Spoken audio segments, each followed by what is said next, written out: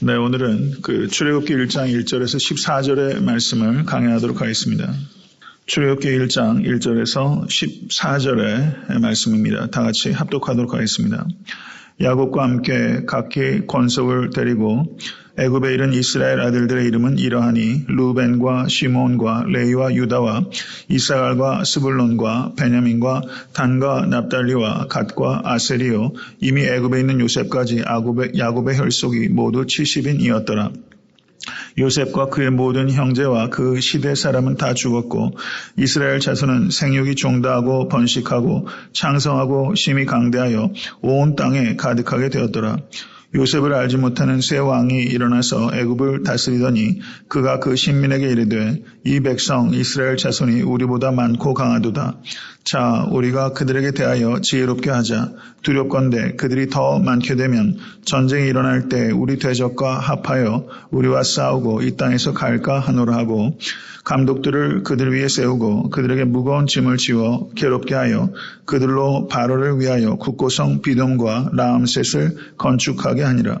그러나 학대를 받을수록 더욱 번식하고 창성하니 애굽 사람이 이스라엘 자손을 인하여 근심하여 이스라엘 자손의 역사를 엄하게 하여 고욕으로 그들의 생활을 괴롭게 하니 곧 혹 이기기와 벽돌 굽기와 농사의 여러 가지 일이라 그 시키는 역사가 다 엄하였더라.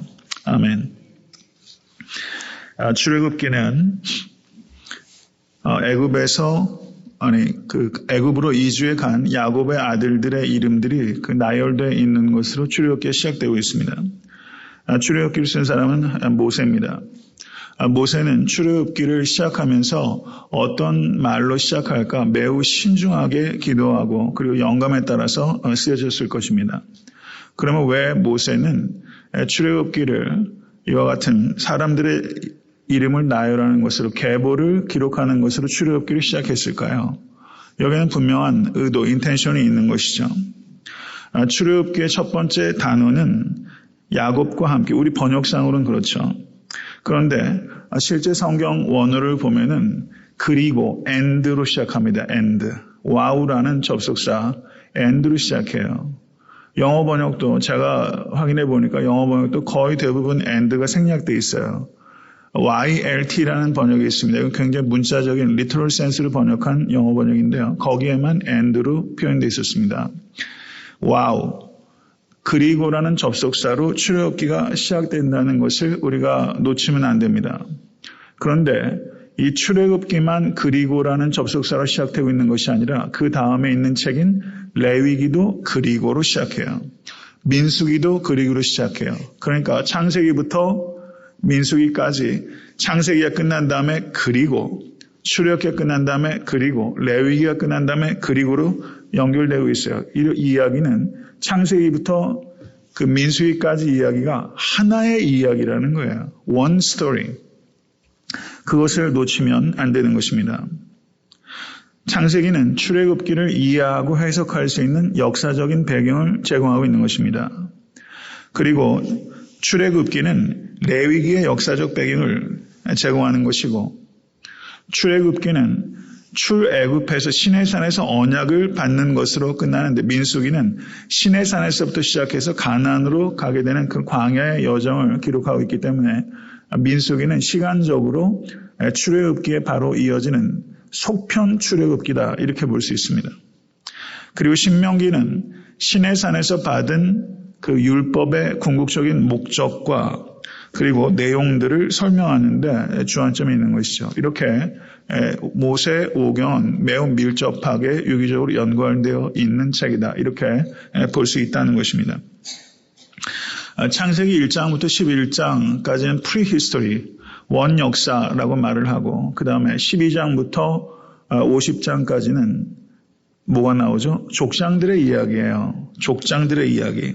말하자면 가족사라고 말할 수 있습니다. 그런데 출애굽기는 이제 그 가족사의 범주를 넘어서서 민족사로 전환하고 있는 거예요.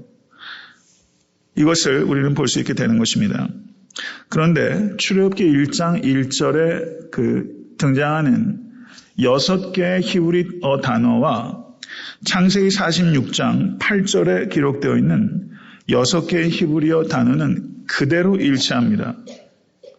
완전히 exactly same word예요. 똑같은 말이 똑같은 순서에 따라 기록되어 있습니다. 거기에는 창세기 46장 8절에서 25절의 내용을 보면 애굽으로 내려간 야곱의 70명의 자손들이 모두 기록되어 있어요. 그러니까 거기에는 좀 더 완전한 fully 기록되어 있는 야곱의 가족들이 기록되어 있어요. 70명의 가족들이. 그런데 그러므로 이 출애굽기를 시작하면서 모세는 분명한 의도를 가지고 창세기 46장 8절 이하의 그 계보를 지금 출애굽기 1장에서 연결시키고 있는 것입니다. 6개의 단어가 동일하게 일치한다는 것은 분명한 의도가 있다는 것이죠. 그런데 창세기 46장 8절 이하에 나오는 그 아들들의 순서와 오늘 본문에 기록되어 있는 루벤과 시몬과 레위와 유다와 이스라엘과 스불론과 베냐민과 단과 납달리와 갓과 아셀 이 아들들의 이름의 순서는 달라요. 이름의 순서는 조금 차이가 있게 구성되어 있습니다. 그런데 여기에 나오는 이름의 순서를 보면 특이한 게 베냐민이 어떻게 중간에 끼어들어가 있어요. 그렇죠. 베냐민이 시간적으로 보면 제일 마지막에 들어가야 되는데 이 나열하는 순서가 좀 독특하다는 것을 우리가 볼 수 있습니다. 루벤과 시몬과 레위와 유다와 이사갈과 스불론 이 6명은 누구의 아들입니까? 레아의 아들들이에요. 그 다음에 베냐민은 누구의 아들입니까? 라헬의 아들입니다. 그런데 그 다음에 단과 납달리는 누구의 아들입니까? 라헬의 여종의 아들들이에요. 라헬의 여종 비라의 아들들입니다. 그 다음에 갓과 아셀은 레아의 여종인 실바의 아들들이에요. 그러니까 여기에 나오는 이 아들들의 그 이름의 순서도 굉장히 그 구조적으로 연관성이 있게 기록되어 있다는 것을 볼 수가 있습니다. 레아의 아들들로 시작해서 레아의 여종의 아들들로 마무리되고 있고 중간에는 라헬의 아들, 그 다음에 라헬의 여종의 아들. 이거를 키에즘, 그 성경적으로 보면 서로 대응하는 구조로 연결되어 있다. 이렇게 볼 수 있어요. 이 스트럭처도 그냥 그 의미 없이 이렇게 기록된 것이 아니라 어떤 특별한 그 연관성을 가지고 구조적으로 지금 기록되어 있다. 이렇게 볼 수 있습니다. 여기에서 1장 6절을 보시면 요셉과 그의 모든 형제와 그 시대의 사람은 다 죽었고 라고 말하면서 역사적인 전환이 이루어지고 있다는 것을 여기서 나타내고 있습니다. 창세기 제일 마지막 장 50장 제일 마지막 절은 26절은 요셉이 110세의 죽음에 그들이 그의 몸에 향 재료를 넣고 애굽에서 입관하였더라 라는 말로 창세기가 끝나고 있습니다. 그리고 오늘 6절에서 요셉과 그의 모든 형제와 그 시대 사람은 다 죽었고 라는 말을 통해서 시간이 상당히 지났다는 것을 의미하는 것이죠. 그러면 일반적으로 이렇게 되면 어떻게 됩니까? 70명이라고 해봐 이거 한 줌도 안 되는 인간이에요. 그리고 그 당시 이집트라는 것은 세계 문명의 중심지라고 말할 수 있죠. 그렇게 되면 대개의 경우에는 어떻게 됩니까? 그 문화에 완전히 동화돼 버려요. 그래서 흔적도 없이 사라지게 됩니다. 그런데 매우 희한한 일이 벌어진 거예요. 야곱의 후손들인 이스라엘이 생육이 중다하고 번식하고 창성하고 심히 강대하여 온 땅에 가득하게 되었더라. 여기에 몇 개의 단어가 기록되어 있습니까? 몇 개의 동사가 기록되어 있어요? 5개의 동사가 기록되어 있어요. 같이 한번 읽어볼까요? 7절 이스라엘 자손은 생육이 중다하고 번식하고 창성하고 심히 강대하여 온 땅에 가득하게 되었더라. 할렐루야. 5개의 동사가 기록되어 있으면서 엄청난 인구 증가가 이루어지고 있다는 것을 여기에 이 내용들은 중복되는 단어들이잖아요. 그 중간중간에 생육이 중다하고 그리고 번식하고 그리고 창성하고 그리고 강대하여 그리고 가득하게 되었더라. 성경 원어상으로는 중간에 and라는 접속사가 계속 기록되어 있어요. 여기에서 강조하려는 바는 무엇이겠습니까? 70명의 인구가 이 대제국 왕으로 들어가게 되면 그냥 사라지는 것이 사라질 수밖에 없어요. 그런데 이렇게 엄청난 인구 폭발을 일으키면서 하나의 민족으로 이렇게 성장할 수 있었던 배경은 하나님께서 하신 것이다 라는 것을 강조하는 거예요. 하나님이란 말이 여기에 등장하고 있지 않지만 이 일은 하나님께서 하신 것이다. 좀 더 정확하게 말하면 하나님의 언약을 성취하셨다라는 것을 의미하는 거예요. 이 5개의 동사 배후에는 하나님의 행동이라는 겁니다. 이것이. 하나님께서 이스라엘 백성에게 큰 민족을 약속하신 첫 번째 언약이 무엇입니까?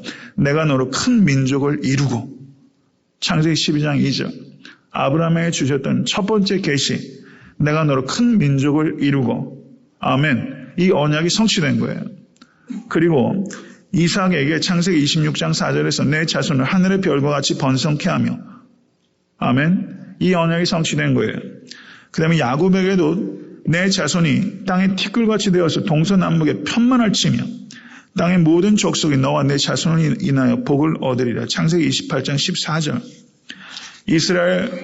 이스라엘의 이와 같은 엄청난 번성은 하나님께서 자신의 언약을 신실하게 지키셨기 때문입니다. 이것은 우리에게 매우 중요한 것을 알려주는 거예요. 하나님께서 민족에 대한 약속을 성취하셨으므로 이제 하나님께서 그 다음 액션을 하실 것이라는 것을 기대하게 하는 거예요.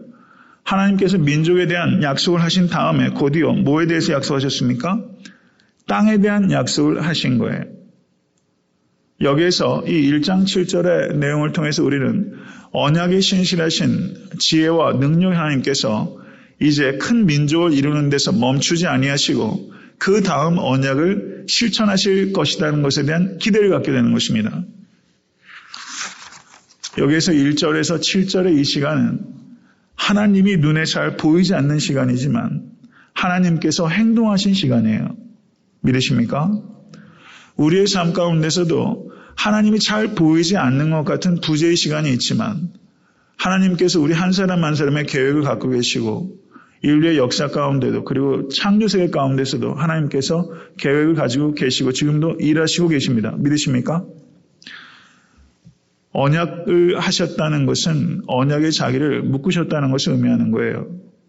약속한다는 거 부담스러운 거 아닙니까? 거기에 매이는 거예요. 근데 하나님은 우리에게 약속하시는 하나님이시고 또 실현치 아니하시고 그 약속을 성취하시는 하나님이십니다. 이것을 믿으실 수 있게 되기를 간절히 바랍니다. 하나님께서는 주무시지도 않고 졸지도 아니하시고 지금도 나의 삶 속에서 일하고 계세요. 그것을 믿고 살아가시는 여러분과 제가 될 수 있게 되기를 간절히 바랍니다. 그런데 8절 한번 보세요. 요셉을 알지 못하는 새 왕이 일어나서 애굽을 다스리더니, 저는 이 말을 요셉을 알지 못하는 이라는 말은 요셉 배후에 요셉을 그 애굽의 총리로 세웠던 바로는 요셉을 통해서 하나님의 존재에 대해서 풀리는 아니었어도 뭔가를 느끼고 알았죠. 요셉을 알지 못하는 새 왕이 일어났다는 얘기는 하나님에 대해서 전혀 알지 못하는 왕이 일어났다는 의미일 수 있습니다. 새로운 긴장인 국면이 지금 스토리가 여기에서 변주되고 있다는 것을 느끼는 거예요. 새로운 왕이 등장했어요. 이제 사건은 급격하게 바뀌게 됩니다. 이 왕은 두 가지 두려움이 있었어요. 하나는 이스라엘 적이 침공해 왔을 때 이스라엘 큰 민족의 내부에서 응해서 그 애굽에 큰 공경을 가져다 줄 것이다라는, 이건 가능한 시나리오죠. 두 번째가 사실은 실제적인 것입니다. 이 이스라엘 백성들이 애굽에서 나가게 되면 쉽게 부릴 수 있는 노동력을 잃어버리게 되잖아요. 옛날 얘들이라는 게 다 노동집약적인데 이 노동력이 나가게 되면 나라의 근간이 다 무너지게 되는 것이죠. 사실상은 이 문제를 두려워한 것입니다. 그래서 애굽 왕은 이스라엘 백성들이 너무 번성하면 이스라엘 백성들 억압하고 착취하기가 어려우니까 자기가 컨트롤하기 좋을 정도의 사이즈로 재현하기를 원했던 것입니다. 그래서 중한 노동을 시켜서 피곤케 하고, 그래서 이스라엘 그 백성들의 그 숫자적인 증대를 말하자면 산화 제한을 해보려고 하는 그런 인간적인 방법을 사용한 것이죠. 애굽 왕의 눈에는 이스라엘을 번성케 하시는 하나님이 보이지 않습니다. 애굽 왕의 눈에는 하나님의 역사가 보이질 않아요. 우리의 눈에 하나님이 보입니까? 혹시 애굽 왕이 하나님의 역사를 그리고 하나님의 뜻을 보지 못하는 것처럼 혹시 우리도 하나님의 뜻에 대해서 그렇게 영적으로 소경되어 있지는 않은지 한번 우리 자신을 되돌아볼 수 있게 되기를 간절히 바랍니다. 그런데 12절 말씀을 보세요. 그러나 학대를 받을수록 더욱 번식하고 창성하니. 여기에서 강조는 뭐예요? 그러나. 하나님은 역전의 하나님이십니다. 할렐루야. 그러나 학대를 받을수록 더욱 번식하고 창성하니. 이게 크리스천 라이프가 돼야 돼요. 이 땅의 왕의 힘으로 통제가 안 되는 하늘의 왕의 권능이 기록되어 있는 것이죠. 이 세상 왕의 힘으로 통제가 되지 않습니다. 가이사가 누가복음을 보면 가이사가 호적을 하라고 하지 않습니까? 그래서 이스라엘 백성이 자기 고향으로 가요. 그래서 베들레헴으로 마리아와 요셉이 올라가죠. 세상을 누가 움직이는 것 같아요? 가이사가 움직이는 것 같아요. 그런데 실제는 가이사가 움직이는 것이 아니라 하나님께서 움직이시는 거예요. 아멘. 그 가이사가 호적하도록 올라감으로 인해서 구약 성경에 예언된 베들레헴에서 왕이 날 것이라는 그 예언이 700년의 시간을 통해서 성취되고 있잖아요. 가이사의 왕, 가이사라는 이 세상의 왕은 하나님의 주권과 통치 가운데 있는 것입니다. 이것을 믿으실 수 있게 간절히 바랍니다. 오늘 1장 1절에서 14절까지의 내용은 사실상은 이 땅의 왕과 하늘의 왕의 각축이에요. 그런데 이 땅의 왕이 하늘에 계신 하나님의 일을 방해하려고는 하지만 차단할 수 없어요. 이것을 믿으신 여러분과 제가 될 수 있게 간절히 바랍니다. 원수 마귀가 하나님의 일을 끊임없이 방해하려고 하지만 하나님의 뜻을 꺾을 수 없습니다. 이것을 믿으실 수 있기를 바랍니다. 오늘 내용은 그것을 우리에게 가르쳐주고 있는 거예요. 하나님의 언약은 반드시 성취되지만 시련이 있다는 것을 우리에게 말해주는 거예요. 바로가 있어요. 바로가 그것을 방해하려고 하고 또 안 되자 또 더 방해하려고 하고 원수 마귀도 어떻게 해서든지 하나님의 뜻을 방해하고 우리를 실족하게 하려고 우리를 노려요. 원수 마귀가 우리를 노리고 있다는 것을 기억하십시오. 그렇지만 결코 하나님의 뜻을 꺾을 수 없습니다. 이것이 오늘 본문에서 우리에게 가르쳐주는 바입니다. 그 뒤에 14절의 말씀을 보십시오. 흙 이기기와 벽돌 굽기와 농사의 여러 가지 일이라 그 시키는 역사가 다 어마했더라. 그 고고하게 발견을 보면 고대 이집트에서 벽돌 만들기가 이거는 어느 지역이나 동일하겠죠. 사람이 다 생각하는 게 비슷하잖아요. 벽돌을 들판에서 모은 집과 물개 있는 진흙을 이겨가지고 직사각형 나무판 모양을 만든 다음에 거기에 넣어서 만들어가지고 이제 꺼내게 되면 햇빛에 3일 정도를 건조한다고 합니다. 그러다가 다시 뒤집어서 3일 정도를 건조하면 한 6일 정도의 건조 과정을 거쳐서 이 벽돌이 만들어진다는 거예요. 그런데 옛날 그 고대 이집트의 가죽 두루마기에 뭐라고 기록되어 있냐면 40명이 8만 개의 벽돌을 만들었다는 기록이 있어요. 40명이 8만 개를 매일. 그 계산해 보니까 한 사람이 하루에 몇 개의 벽돌을 생산하냐면 2,000개. 2,000개. 저는 제가 벽돌을 안 만들어 봐서 모르겠지만 말입니다. 한 사람이 2,000개의 벽돌을 만들려면 이거 정말 엄청난 중노동이죠. 그 가죽 두루마기에 기록되는 것이 얼마만큼 역사적 신빙성이 있는지는 그건 둘째 문제라 해도 여하튼 굉장한 정도의 노동을 착취했다는 것을 우리가 알 수 있습니다. 엄청난 노동량이죠. 여기서 제가 마지막으로 한번 생각해 보고 싶어 하는 것은 압제당하는 사람은 비인간화 됩니다. 인간 취급 못 받는 거잖아요. 그런데 또 다른 측면은 압제하는 사람도 압제함으로 인해서 비인간이 되는 거예요. 이와 같은 억압과 착취의 구조는 당하는 사람뿐만 아니라 악의 도구가 되는 사람들조차 다 비인간화시키는 악한 상황이라는 것이죠. 애굽을 히브리 말로 미츠라임이라고 합니다. 미츠라임. 그런데 미츠라임이라는 이 뜻은 어근은 억압, 괴로움이라는 뜻이에요. 그러니까 출애굽은 억압으로부터의 탈출이죠. 현대의 많은 사람들도 억압 아래서 살고 있습니다. 미츠라임. 안 그렇습니까? 정도의 차이만 있다 뿐이지 세상에 무신주의가 가득하고 세상에 돈과 권력 밑에서 신음하고 있는 사람들이 얼마나 많은지 모릅니다. 인간이 외적 조건 아래서 제한되고 그리고 평등하다고 얘기를 하지만 굉장히 많은 불평등이 세상 가운데 잘못된 구조적인 악이 세상에 만연해요. 이런 시대에서 혹시 우리가 사람을 여기서 바로는 자신의 이익을 지키기 위해서 인간을 착취하고 핍박하는 것입니다. 우리가 혹시 작은 바로처럼 살고 있지는 않은지 되돌아볼 수 있게 되길 바랍니다. 내 이익을 지키기 위해서 다른 사람을 이용하는 것, 그게 바로죠. 여기에서 우리가 완전히 자유롭다고 할 수 있겠습니까? 내 이익과 내 이름을 위해서 다른 사람 희생시키는 것.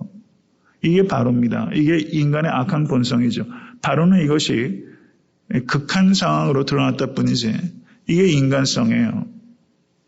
이것을 우리가 깊이 생각하면서 우리가 사람을 얼마나 존중하고 있는지 사람 살만한 세상으로 만드는데 우리가 어떻게 기여할 수 있는지 그리스도인으로서 그리고 제가 예전에 설교할 때도 말씀드렸지만 가난이 죄의 결과일 수 있지만 죄의 희생일 수 있습니다.